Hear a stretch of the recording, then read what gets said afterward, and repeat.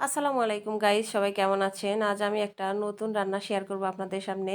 তো কলমি শাক দিয়ে একটা আলু দিয়ে অসাধারণ একটি রেসিপি শেয়ার করব। এই রেসিপিটা ভালো লাগলে অবশ্যই আপনারা লাইক কমেন্ট দিয়ে শেয়ার করবেন, পাশে থাকবেন। এবং পাশে থাকলে আসলে ভিডিও করার আগ্রহ আসলে বেড়ে যায়। তো কথা না বলে আমি আর এই রান্নাটা শুরু করি।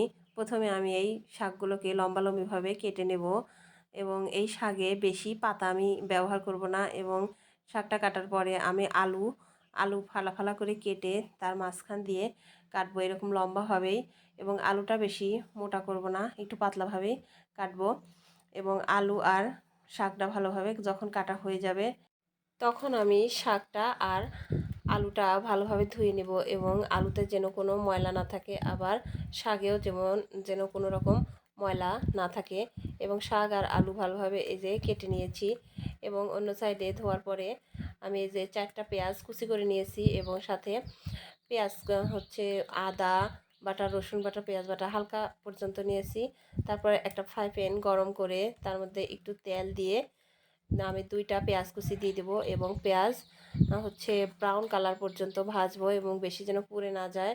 এবং ভাজার পরে তার ভিতর আমি গোটা জিরে আর পাঁচফোড়ন দিয়ে দিব এবং দেওয়ার পরে আমার যে মশলাটা ছিল লবণ, হলুদ, মরিচ এগুলো দিয়ে আমি ভালোভাবে কষাবো। এবং কষানোর পরে এই যে আলুটা ছিল 2টা, সেই আলুটা দিয়ে আমি হালকা একটু নাড়বো এবং নাড়ার পরে একটু পানি দিয়ে আমি কষাবো যেন আলুটা হালকা একটু সিদ্ধ হয়, মানে 85 পর্যন্ত। তারপর সিদ্ধ হওয়ার পরে আমি যে শাকটা ছিল আমার কলমি শাক, সেই শাকটা আমি দিব এবং শাকটাও হালকা একটু কষাবো এবং শাকটা যেন খুব বেশি সিদ্ধ না হয় সেদিকে লক্ষ্য রাখবেন। এবং শাকটা শুধু একবার ঢেকে দিয়েই রান্না করব, কারণ 2-3 বার ঢাকনা দিয়ে যখন রান্না করা যায় শাকের কালারটা কিন্তু আর সবুজ থাকে না। তারপর এটা আমি নামিয়ে নেব। অন্যদিকে একটা ফ্রাই প্যান গরম করে বাকি যে আমার 2টা পেঁয়াজ ছিল সেই পেঁয়াজ দিয়ে হালকা ব্রাউন যখন হয়ে আসবে ঠিক সেই মুহূর্তে আমি ছোট ছোট চিংড়ি মাছ দিয়ে দিব।